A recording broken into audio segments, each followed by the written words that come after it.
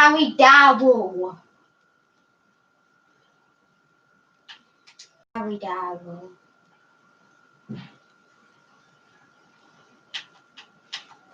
Harry Dowell.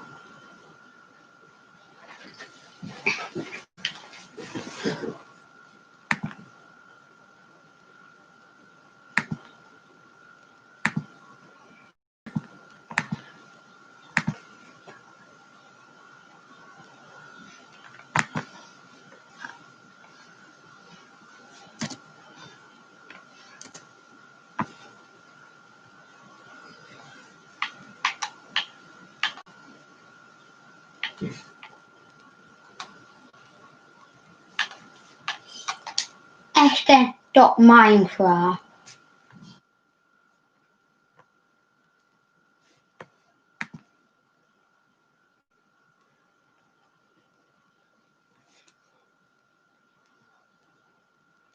How to go live on YouTube.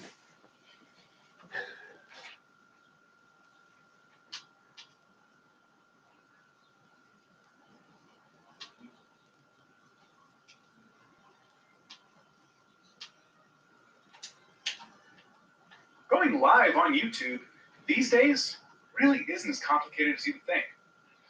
VidIQ. VidIQ.com. So in this video, we're going to discuss a few things. I'm going to go over hardware that you need to stream. I'm going to go over software that you need to stream, and I will also show you how to set up your broadcast within YouTube itself. Hello, I'm Dan, and welcome back to VidIQ. We are the YouTube tool, academy, and channel that help to educate you along your YouTube journey. Now, as always with me, I like to give things a gaming focus, so I am going to be using video games as an example, but in this case, all of this advice should apply to any type of YouTube channel looking to learn how to live stream. Since we're on the subject today of live streams, I want to know from you, how often do you watch streams on YouTube? I know I myself watch a lot more videos than live streams, but how about you? What are your viewing habits? Streaming these days has gotten a lot easier when it comes to the hardware you're going to need to do so.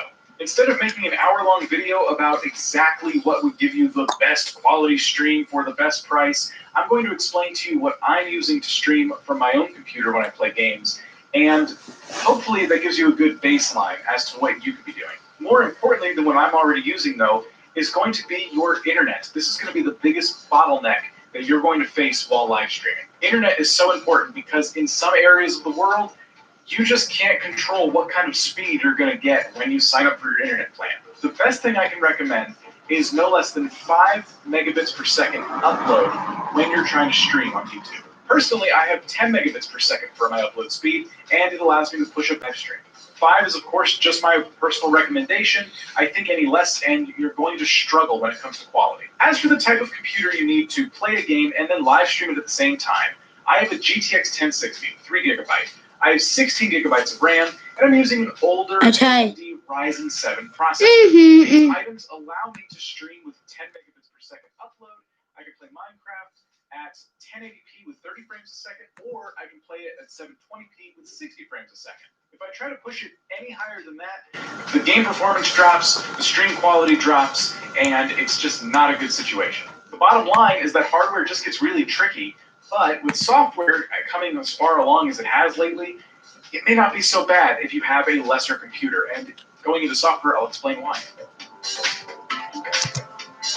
When we talk about software for live streaming, we're actually speaking of encoders.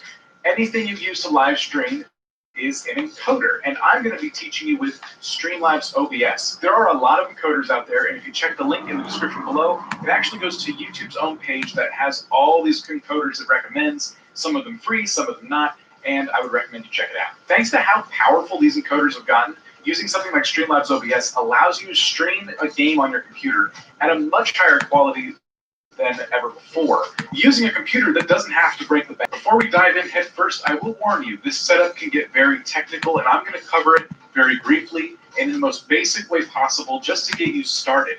All of the things I'm showing you are going to depend on you, at the end of the day, running test streams on your own channel, maybe even getting feedback from viewers on different testing streams you do, and then going from there. Really quick, we'll jump over to Streamlabs and I'll show you how to get it set up. So once you have Streamlabs OBS opened up, go up to the bottom left, click this little arrow here, it's log in, and you want to log into your YouTube channel. Follow all the prompts to connect your YouTube channel to Streamlabs. I don't need to log in, so I'm going to hit skip for now, and we'll come back to this main window. Let's get something on the screen here so you guys can have some context. Right now, if we went live, this is what people would see. So I'm going to go down to sources, I'm going to click the add button here, and I'm going to add a game capture. Click game capture and hit add source. Let's call it Minecraft. Hit add source, and it's actually going to look for a game to capture on your system. Now Minecraft is on in the background, but it seems to be having trouble finding it, which happens, so we'll hit the drop down. I'm going to capture a specific window, and that specific window is going to be Minecraft 1.15.2. Once we click it and hit done, Minecraft should pop up, and you'll notice it's actually being cut off significantly. So you may want to adjust that. I have a 4K monitor, and this window is 1920 by 1080. So just go ahead and adjust the screen so it fills out perfectly. There's no black bar showing or anything like that. And now we have Minecraft, and this is what people will see when they jump in. Now that our viewers have something to see, I'm going to very briefly go over some of the more technical aspects of live streaming. Bottom left, hit the settings cog, and let's start by hitting stream. If you didn't log into YouTube, you'll need to go grab your stream key, and I'll show you where this is in a moment. But you already logged into YouTube, hopefully, so none of this window will matter to you or even look the same.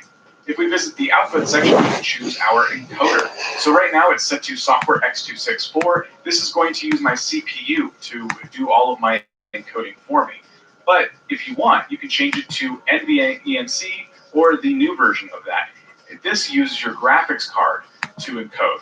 Depending on what you're doing, the game you're playing or the broadcast, the type of broadcast you're having, this will vary, and you know your broadcast better than I do. Personally, I prefer using NVENC when I'm streaming, so I'm going to go ahead and select that. And I'm going to do a bitrate of about 5,000 because I already kind of know my system and I know I can handle that. Like I said before, this is going to take testing on your part, so maybe 2,500 is a good place for you to start, and you can go from there. For the sake of not getting too technical, I'm going to move on to the video tab. You'll notice the base canvas resolution is 1920 by 1080. I would leave it at that. I don't want to change that. That's going to be the size of this window right here. And I did already have to resize Minecraft.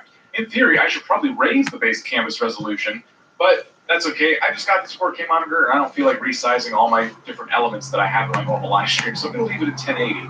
But the output scale is what's going to directly impact your broadcast, and I'm broadcasting at 720. These days, when people watch live streams, they watch them on a variety of devices, including phones and laptops. So this screen right here, being a little more compact, being squashed down to 720, is probably going to give you a higher quality live stream at little to no impact on the viewer. And if you lower that resolution,